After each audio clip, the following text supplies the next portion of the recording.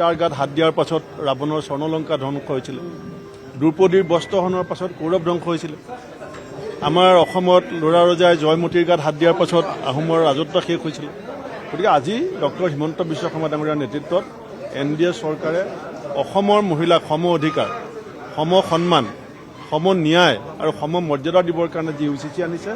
মই ভাবোঁ অসম বিধানসভাৰ প্ৰতিগৰাকী বিধায়কে তাক হিয়া উজাৰি সমৰ্থন কৰা উচিত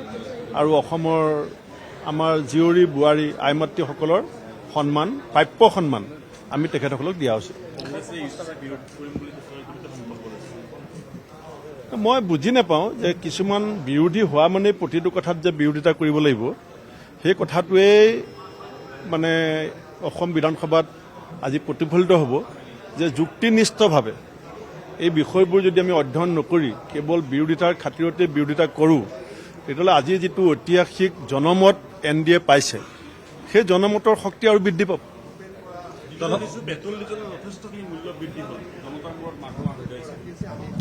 চাওক পেট্ৰল ডিজেলৰ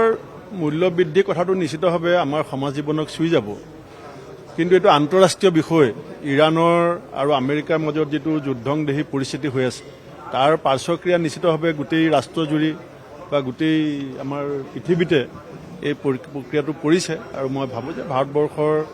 বৰ্তমানৰ মাননীয় প্ৰধানমন্ত্ৰী নৰেন্দ্ৰ মোদী ডাঙৰীয়া এই বিষয়টোক এটা সুস্থিৰ অৰ্থনৈতিক পৰিৱেশলৈ আনিবলৈ সক্ষম হ'বৰ চেষ্টা কৰিব AICCৰ পৰ্যবেক্ষকৰ উপস্থিতিত দলপতি নিৰ্বাচন কৰিব নোৱাৰিলে কি ক'ব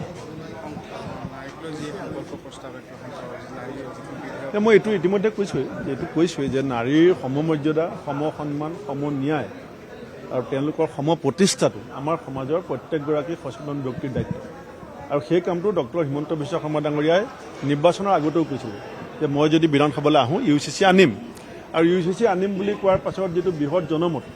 অসম জুৰি পেলাই গঢ়ি উঠিছে গতিকে তেখেতে জনমতৰ যিটো অন্তৰাত্মাৰ কথা সেইটো উপলব্ধি কৰি পেলাই বিধানসভাত এই বিলখন আনিছে আৰু মই বিশ্বাস কৰোঁ যে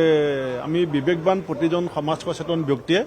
নাৰীৰ সমমৰ্যাদাৰ ক্ষেত্ৰত আমি কেতিয়াও আপোচ কৰিব নালাগে আমি সকলোৱে সৰ্বসন্মতিক্ৰমে এই বিষয়টো সমৰ্থন কৰিলে ভাল হ'ব উচ্চ সদনত এই বিলখন অপোজ কৰিছিলে নহয় কিছুমান বিষয়ততো মত পাৰ্থক্য থাকিব পাৰে কিন্তু মোৰ নিজৰ ভণ্টিজনীক সম অধিকাৰ দিয়াত মোৰ মাতৃক মই সন্মান কৰাত মৰ্যাদা দিয়াত এইটোতো কাৰো আপত্তি থাকিব নাই অন্য কিছুমান ক'ৰবাত ফেচ থাকিব পাৰে দুই এটা বিষয়ত চবৰে নিশ্চয় বক্তব্য ৰখাৰ অৱকাশ থাকিব কিন্তু মৌলিক কথাটো কি মৌলিক UCCৰ মূল আধাৰটো হৈছে যে মহিলাসকলৰ সম সন্মান সম ন্যায় সম অধিকাৰ সম প্ৰতিষ্ঠাৰ স্বাৰ্থত অনা হৈছে ইয়াতে কোৱা হৈছে যে যদি সম অধিকাৰৰ কথা হয় তেতিয়াহ'লে কিয় জনগোষ্ঠীয় এলেকা বা যি হস্ত জনগোষ্ঠীয় এলেকা সেইসমূহ কিয় বাদ দিয়া হৈছে চাওক জনগোষ্ঠীয় এলেকাসমূহৰ বৰ্তমান যিটো সামাজিক পৰিস্থিতি তেওঁলোকে আপুনি ক'ৰবাত এই বহু বিবাহ পথাৰ দেখিছে নেকি জনগোষ্ঠীসকলৰ বিভিন্ন পৰ্যায়ৰ বিভিন্ন গাঁও আপুনি ভ্ৰমণ কৰক কেইজন ব্যক্তিয়ে কেইবাখনো বিয়া পাতিছে গতিকে য'ত